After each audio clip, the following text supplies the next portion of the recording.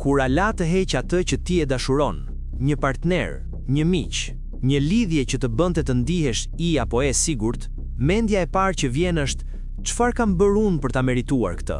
Por kjo është një iluzion. Allah nuk dëshiron t'i bëj zemrën tënde të dhimbë për t'i dhënë dënim, por për t'i treguar çfarë po e adhuron në fshehtësi. Në Kur'an thuhet: "Unë nuk kërkoj prej tyre asnjë shpërblim, veç besimin në Allah, Zotin e universit." Kur ti je i apo e varur nga prania e një njeriu për të ndjerë vlerën, paqen ose qëllimin, ti ke krijuar një idhull emocional. Allah në mëshirën e tij të pafundme e heq këtë idhull jo për t'i bërë dëm, por për t'i çliruar nga shërbëtria ndaj një krijese, sepse ti e bër për t'i adhuruar vetëm atë që nuk vdes, dhe dashuria jote duhet t'i kthehet atij. Ne e quajmë dashuri, por shpesh është varësi e maskuar.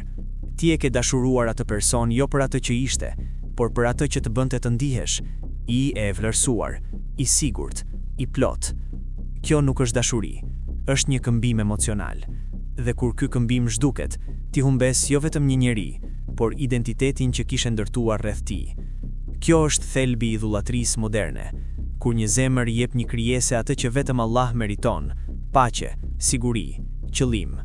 Profeti sallallahu alaihi wasallam tha: "Nëse ti dëshiron të dish shëndetin e imanit tënd, pyet zemrën tënde.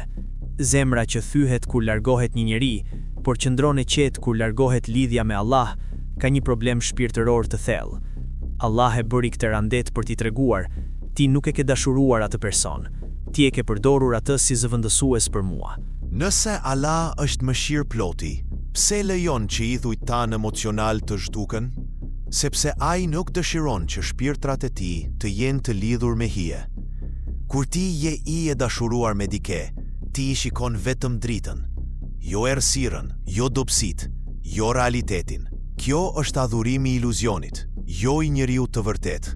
Dhe Allah, në diturinë e tij të plot, e di që ky idhull po të mbante larg nga dashuria e vërtet, e atij që të ka krijuar, të ka ushqyer, të ka falendëruar pa merituar. Në Kur'an thuhet: "Çfarë do që ju jep Allah, është më e mirë dhe më e qëndrueshme." 40 Mbif e 20 dje. Kur ai të heq atë që ti e dashuron, ai nuk të po mban diçka. Ai të po hap dyert për diçka që nuk mund të humbet kurrë. Prandaj, mos e quaj këtë dënim. Quaje atë çlirim. Dashuria e vërtet, ajo që vjen nga Allah, nuk të bën të varet nga një krijesë për t'i gjetur paqe. Përkundrazi, ajo të bën të gjesh paqe edhe kur krijesa largohet. Kur ti e i dashuruar me dikën në mënyrë të shëndetshme, largimi i tij dhimbë, por nuk të shkatërron. Por kur ti e i lidhur emocionalisht, largimi është si një vdekje. Kjo është prova që ti nuk e ke dashuruar atë person. Ti e ke përdorur atë si një zëvendësues për praninë e Allah. Profeti alayhi salam na mësoi: mos e dashuro një gjë aq shumë sa që të bëj të harrosh Allah. Allah e bëri këtë randet për t'i treguar: ti ke kërkuar nga një njeri atë që unë ti kam dhënë falas. Dhe tani në këtë zbrasti, ti mund t'i drejtosh pyetjen e vërtet: a e kam dashuruar Allah aq sa që humbra e një njeriu nuk më largon nga ai? Kur idhulli zhduket, çfarë mbëtot? Në fillim dhimbje, pastaj zbrasti. Por mëse ti e lejon këtë zbrasti të qëndroj, pa e mbushur me njëherë me një tjetër njeri, ti do të zbulosh diçka mrekullit. Zbrastia është vendi ku Allah flet. Shumë prej nesh kërkojnë me njëherë një lidhje të re për t'i shmangur dhimbjen, por kjo është vetëm një idhull tjetër, i veshur ndryshe. Allah dëshiron që ti të qëndrosh në këtë zbrasti, ti të shohësh se çfarë po kërkon, a një person, apo praninë e atij që të ka krijuar.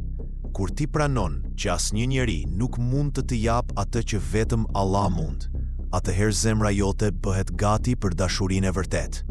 Dhe kjo dashuri nuk largohet, sepse ajo vjen nga krijuesi i vetëm që nuk vdes kurrë.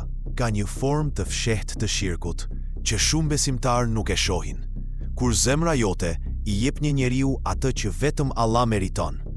Kur ti thuash, pa të, jeta nuk ka kuptim. Ti je duke bërë atë njeri qendrën e universit tënd.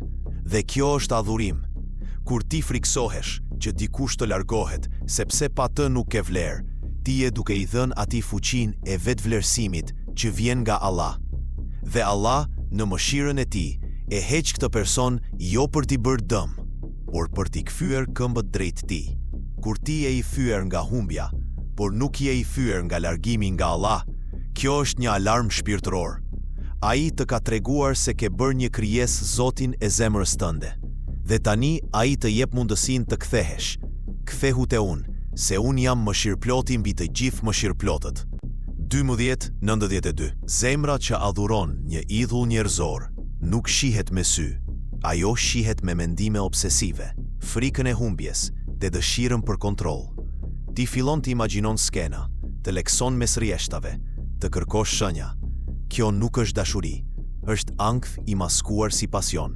Dhe Allah e di që ky ankth po të mbante larg nga besimi I vërtet. Në Kur'an thuhet: ata që besuan dhe zemrat e tyre gjejnë paqe me përkujtimin e Allah. Ja, me përkujtimin e Allah, zemrat gjejnë paqe. 13:28. Kur ti I e dashuruar me dik, a zemra jote gjen paqe kur e përmend Allah, apo kur e sheh atë person? Përgjigjja është e qartë. Allah e bëri këtë rande për t'i treguar: ti ke bërë një krijesë qendrën e paqes së tua, dhe unë nuk lejoj kurrë që kjo të vazhdoj. Ne kemi krijuar një mit që një person mund na bëjë të plot, por Kurani thot që vetëm Allah plotson. Kur ti je I e lidhur me dikë sepse pa të ndihesh I e pa plot, ti je duke I dhënë atij atë që Allah të ka dhënë falas: vlerë, qëllim, identitet. Dhe kjo është një formë e rrezikshme e varësisë shpirtërore. Allah e heq këtë person jo për t'i bërë zemrën tënde të zbrazët, por për t'i treguar se ti je plot edhe para se ai të vije. Ti ishe një shpirt I dashuruar nga krijuesi I tërë universit. Kur pi pranon këtë, ti nuk ke nevojë për dikë tjetër të plotsojë, sepse ti tashmë e di se je I e plot në Allah, dhe kjo është liria më e madhe që një zemër mund të përjetojë. Kur Allah të heq atë që ti e dashuron, pyetja e vërtetë nuk është pse më bën këtë, por a e kam dashuruar këtë sipas dëshirës së Allahu apo sipas dëshirës së egos së ime? Nëse lidhja jote ishte e bazuar në iman, respekt dhe kërkim për kënaqësinë e Allahu, humbja do të ishte një provë, jo një fund. Por nëse ishte bazuar në dëshira, pasione ose nevoje emocionale, ajo ishte një idhull që duhej thyer. Allah e di që ti do të ishe më I lumtur me atë person, por ai e di që ti do të ishe më I afër tij pa të. Dhe afërsia me Allahu është më e çmuar se çdo lumturi botërore. Prandaj mos e quaj këtë humbje. Quaje atë një dhuratë të fshehtë, sepse Allahu të ka çliruar nga ato që po të mbante larg nga parajsa e brendshme. Mbarimi I kësaj rruge është I çuditshëm. Kur ti lëshon idhullin, ti je gati për dashurinë e vërtetë. Jo për një lidhje perfekte, por për një lidhje që vjen nga Allah, e bazuar në iman, respekt dhe besim në kadhar. Kur ti nuk ke nevojë për dikë për t'i ndjerë vlerën, ti mund t'i dashurosh atë person për atë që është, jo për atë që të bën të ndihesh. Kjo është dashuria e lirë. Dhe Allah, në mëshirën e tij, e bëri këtë rendet jo për t'i marrë diçka nga ti, por për t'i dhënë atë që nuk mund të humbet kurrë. Një zemër të lirë, të lidhur me krijuesin, gati për dashurinë e vërtetë.